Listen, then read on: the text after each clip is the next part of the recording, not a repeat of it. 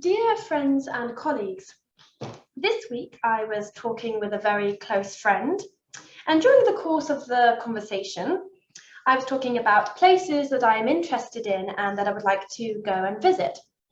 And I uttered the words, Russia is cool, or I think Russia is cool. Now, Russia is a place that I've always wanted to go and visit. It fascinates me for many different reasons, the architecture, the history, the culture. So I said, Russia is cool. And my friend then turned to me and said, but what does that even mean? How does saying Russia is cool convey any sort of meaning whatsoever? It's like saying, I like pizza. Now, many people like pizza, but saying that is a very bland statement. Well, what is it about pizza that you like? Or what is it about Russia which interests you and fascinates you? This opened up another conversation with the same friend. We started talking about the meaning of certain very popular words in English. Words like lol, or cool, or awesome, or great. And we started asking ourselves why these words are used so much. What's behind these words? Should we use them as much as we do? Or are we using them as a vehicle for a lack of meaning, a vacancy of meaning? Should they be axed from the English language to a certain degree? Well, let's start with the word cool. Now, the word cool, I think, has a sort of elusive quality to it. It's an elusive word with layers of nuanced meaning which have accumulated and built up over the centuries. I then did some research into the history of the word cool and its etymology. And basically and simply, the word cool means neither too hot or too cold. The word came to English from its cognates in Dutch and German. And originally the word was spelt C-O-L in the German and Dutch. And the first appearance of that word was in the 9th century. And as I said, it just simply meant that the temperature was neither hot nor particularly cold. Then the word appeared again. Somebody started to translate poetry, the poetry of a Roman philosopher called Boethius, from Latin to English. And this translator was having difficulty with this word. He was having difficulty spelling the word. And the spelling changed over the centuries. Some people spelt it C-O-L, others spelt it C-O-U-L, others even spelt it K-O-O-L-E. And the word then started to evolve and morph, but most importantly, it just meant that it was this intermediary point between hot and cold. The word then started to appear in novels. The word appeared in the novels of Daniel Defoe, for example. But then the word made a jump from a more literal meaning to a non-literal meaning. And this is not surprising, given how saturated the English language is with temperature metaphors. We could talk about idiomatic expressions such as give someone a warm welcome, or tempers are rising, or tempers are getting hot. We often talk about a cold atmosphere. Somebody might be very cold, come across as very cold, or by contrast, someone might come across as very warm. There were even examples in the epic Beowulf, which dates back to the 10th and 11th century. There are lots of references to emotions coming in waves and boiling and then gradually getting colder. So it's this way of using temperature and temperature metaphors to convey emotion and describe the intensity of emotion. Then later on, humanity started to glimpse the figurative potential of this word. And Shakespeare, in A Midsummer Night's Dream, talks of cool reason. In Hamlet, Hamlet's mother cries out for cool patience. She wants her son to show this cool patience. She wants this cool patience to be sprinkled on the heat and flame of Hamlet's distemper. By the 16th century, the word ceased to refer to climate and the atmosphere. And instead, the word cool became an attribute which suggested deliberation and rationality and calmness, tranquility. Then eventually the word started to attach itself to idioms and it became used more and more metaphorically. So now the word cool refers to this alluring mix of style and hipness and poise, whilst also still being quite an elusive word in English. Most people, and I myself, don't really know entirely what it means. It's very hard to pin down what the word cool actually means. And there are many theories about how the term came to be used in the way that it's used today. But what we do know about it is that by the 1920s, the word cool had become an unambiguous term of approval and even reverence in some cases. In many songs from the 1920s and the 1930s, the word cool appears in the lyrics. And actually, by the 1940s, the word cool had entered the jazz scene as well. It gave rise to expressions like cool cat, for example, which is used quite commonly in English now.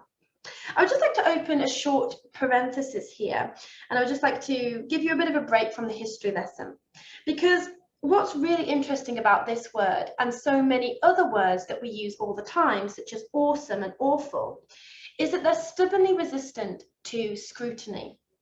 And what I mean by that is, some years ago, a psychologist at the University of Sydney wanted to figure out which adjectives are most closely associated with the word cool. Or as he put it, his goal basically was to determine what those in a coolness valuing culture mean when they say cool. And I think that's really what my best friend was getting at when he was suggesting taking a more critical approach to words that we use offhand in daily lives. As linguists and interpreters, I think it's a really interesting exercise. For example, in the booth, we're constantly analysing, we're constantly processing different words. We are constantly taking a look at what these words mean on quite a deep level. We're thinking about the different nuances of words in a matter of microseconds in order to pick the right word that conveys what the speaker just said. So if you think about it, we're doing this all of the time. And I think sometimes it's good to sit and actually reflect on the words that we use in everyday settings and why we use them so much. For example, the words awesome and awful have evolved a lot, and I would probably put them in the same category as the word cool. For example, in the Bible, there are references to God being an awful God. Now, obviously, the word awful in biblical times didn't mean what it does today. It simply meant that God is an awesome God, worthy of reverence because of his holiness and his glory. So obviously, these words have evolved as well. So I'm just going to close that parenthesis and go back to the psychologist from the University of Sydney. He was able to link various behavioural traits to coolness.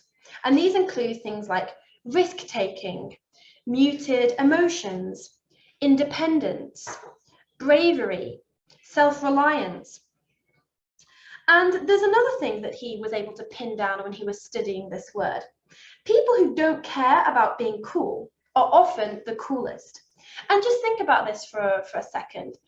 I don't know whether you watched Eurovision last year, but one of my favourite performers at Eurovision was the Icelandic singer Daði Freyr. I think I've messed up his name, but anyway, he was the Icelandic singer for Eurovision 2021. And he has launched this so-called anti-cool movement in pop music. And this movement has really propelled him to fame. He's so obviously not cool that he actually embodies coolness. For example, he has his elderly family members featuring in his music videos. He promotes dance moves which are openly not cool. They are almost laughable because there's no talent involved. Anyone can mimic these dance moves. They're not exactly hard, and sometimes they look a bit stupid. They require zero skill and talent. His hairstyle, his costumes, they're quite geeky, if you like. They're not attractive or unique. And yet he came 4th or I think 5th in Eurovision last year.